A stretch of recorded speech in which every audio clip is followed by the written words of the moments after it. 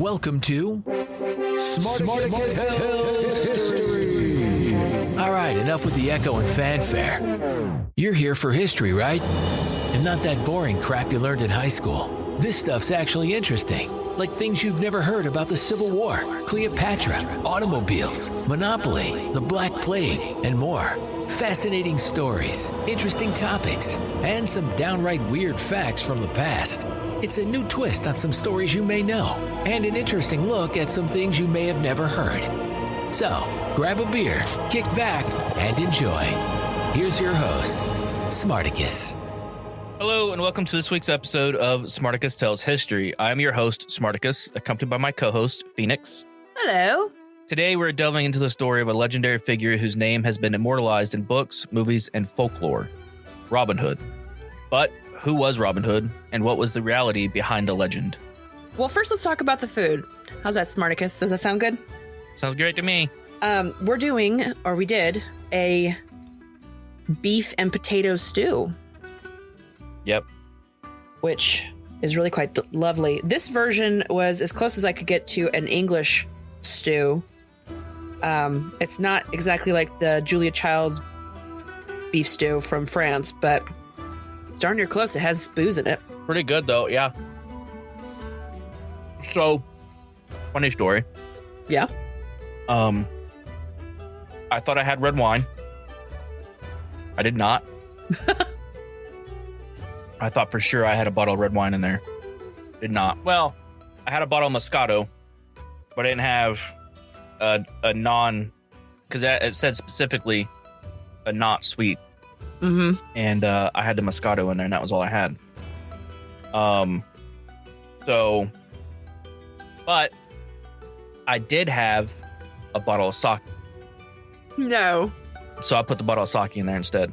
Oh my gosh. How's it taste? It is actually really good. So I didn't put the whole thing in there. Mm-hmm. I just put, because it called out for a lot. It called out for like 4 cups, I think, of red wine. No, it's 2 cups of red wine. That's right. It was 4 cups of the beef broth. Y'all, it's the booziest Yeah, my bad. you've ever had in your 2 life. cups. Yeah. 2 cups, but still, that's a lot.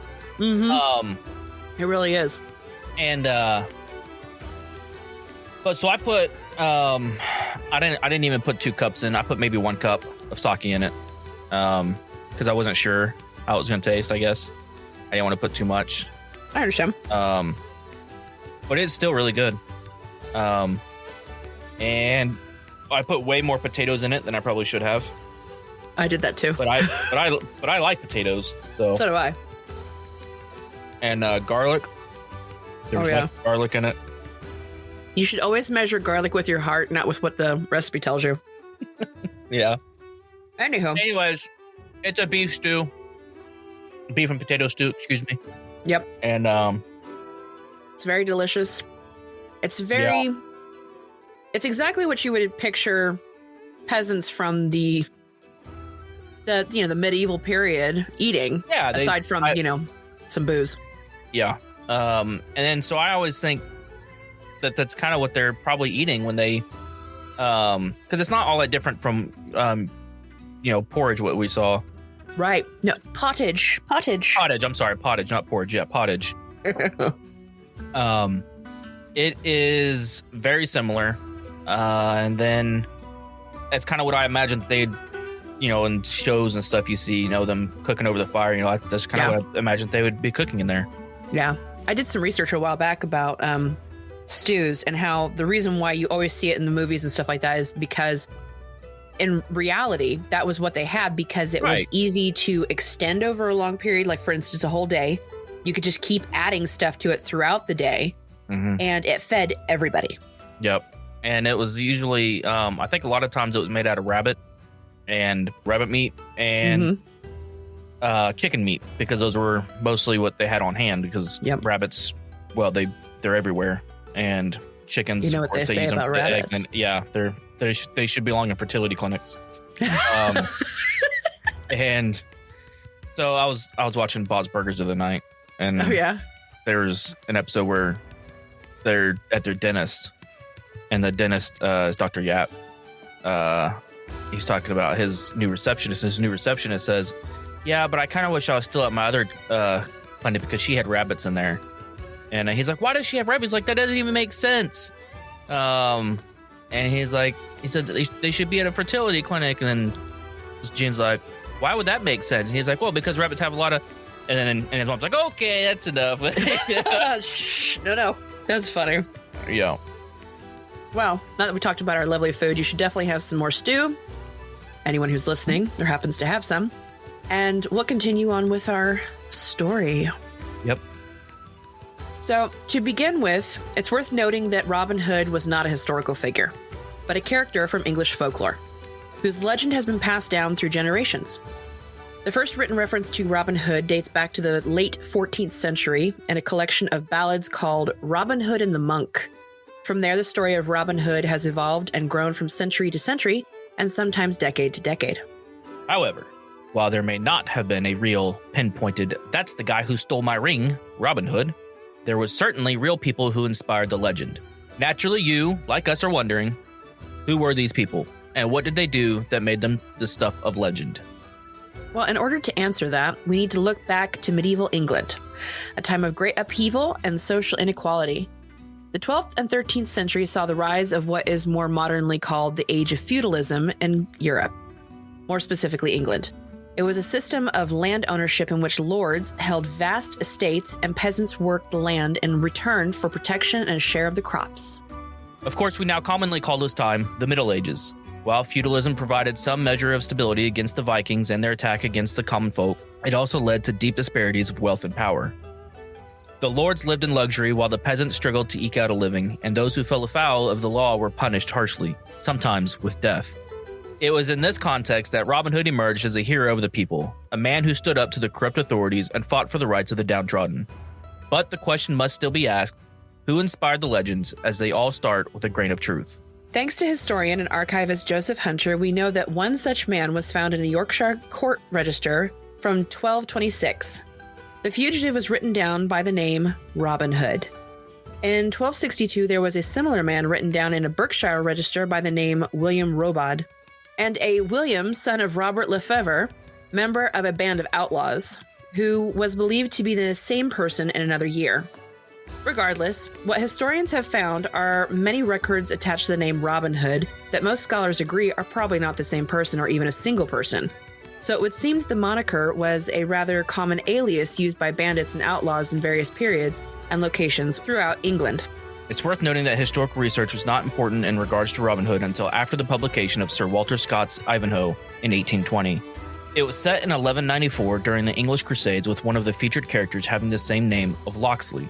Locksley was later revealed to be Robin Hood, King of Outlaws and Prince of Good Fellows. It was this portrayal of a good and honorable man loyal to the absent King Richard that has inspired the modern stories we have enjoyed throughout cinematic history. I'm a huge fan of Kevin Costner's version. Alan Rickman was a phenomenal sheriff of Nottingham. Alan Rickman was a phenomenal everything. He was. Yeah. All right, so did you know that the first recorded rebellion of Robin Hood was during a 15th century ballad called Robin Hood and the Monk, as we mentioned earlier? But there is no mention of everyone's favorite corrupt sheriff of Nottingham. Nuh-uh, really? Yes, Way. And though it is the first recorded version of the setting being in Sherwood Forest near Nottingham and featuring Little John, there is no sheriff. Instead, the antagonist is a monk who breaks the confessional rules when he sees Robin Hood at Mass praying to the Virgin Mary. He does tell a sheriff, but that is not Alan Rickman. Rude. Shortly after, the monk sets out on the road to tell the king about the capture of the notorious outlaw. But he doesn't make it because Little John and Robin's men murder the monk and his page. Then they turn around, pose as the monk and page, and get pardons from the king and titles before returning to Sherwood Forest absolved. That's pretty dark when compared to some of our more light-hearted versions in the last couple decades. I know, right? Men in Tights wasn't really looking to kill Catholic clergy. But while the oral stories were on the lips of the lowest of the low, you have to ask, who were the ruffians that palled around with the notorious outlaw? I mean, one of the most enduring aspects of the Robin Hood legend is his band of merry men, a group of the supposed worst dregs of society on the run and cast out, who joined forces with Robin Hood to fight against oppression and injustice. Who were these men, and what did they bring to the story? That is an excellent question. Thank you. The earliest ballads about Robin Hood mention a few of his companions, such as Little John, William Scarlet, and Friar Tuck. Over time, more characters were added to the mix, including Allan a Dale, Much the Miller's Son, and Maid Marian. Little John is often depicted as Robin Hood's second-in-command, a skilled fighter who is fiercely loyal to his leader. William Scarlet is usually portrayed as a hot-headed young man who is always ready for a fight. Friar Tuck, on the other hand, is a man of the cloth who becomes an unlikely ally of Robin Hood.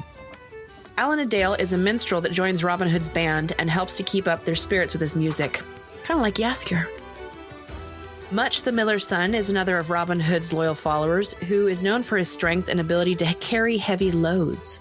Maid Marian is often portrayed as the love interest for Robin Hood, a strong and independent woman who shares his passion for justice. While the exact makeup of Robin Hood's band of merry men varies depending on the version of the story, they all share a common bond of loyalty, courage, and a desire to right the wrongs of the world. A true tale as old as time.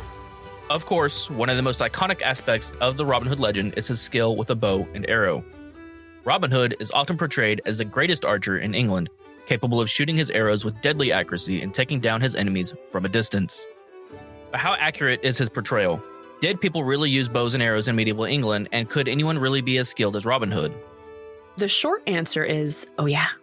The long answer is, archery was a hugely important skill in medieval England, particularly for the everyday man, as snares were not nearly as accurate a form of catching game as the bow. Then there was the nobility. Kings and lords were expected to be able to shoot a bow with great accuracy, and archery contests were held throughout the country to test people's skill. You all remember that scene in Disney's Robin Hood, right? Sometimes they can be relatively accurate.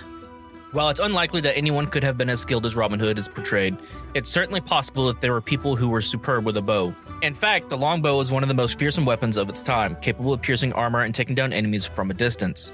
Not to mention what it did to the bone structure of the archers using them. Archaeology of yeomen during that time has found that their arm bones grew stronger and denser the longer they used the longbows. Of course, Robin Hood's archery skills are just one aspect of his legend. Perhaps the most important aspect is his unwavering commitment to justice and his willingness to fight against oppression and tyranny. Throughout the centuries, Robin Hood has been seen as a symbol of resistance and rebellion, someone who stands up to authority and fights for the little guy. He has been depicted as a defender of the poor, a champion of freedom, and a hero for all time. And in a world where inequality and oppression still exists, perhaps we need heroes like Robin Hood now more than ever. We hope you've enjoyed learning about this fascinating aspect of history. Thank you for joining us for this episode of Smarticus Tales History. If you enjoyed this episode, please subscribe and leave us a review. We'll be back with more stories from the past. Until then, keep exploring. Thanks for listening to Smarticus Tells History. If you enjoyed this episode, don't forget to rate and review and make sure to subscribe. And be sure to follow the show at facebook.com/Smarticus Tells History. Or just click the link in the show description. Thanks again for listening. See you next time.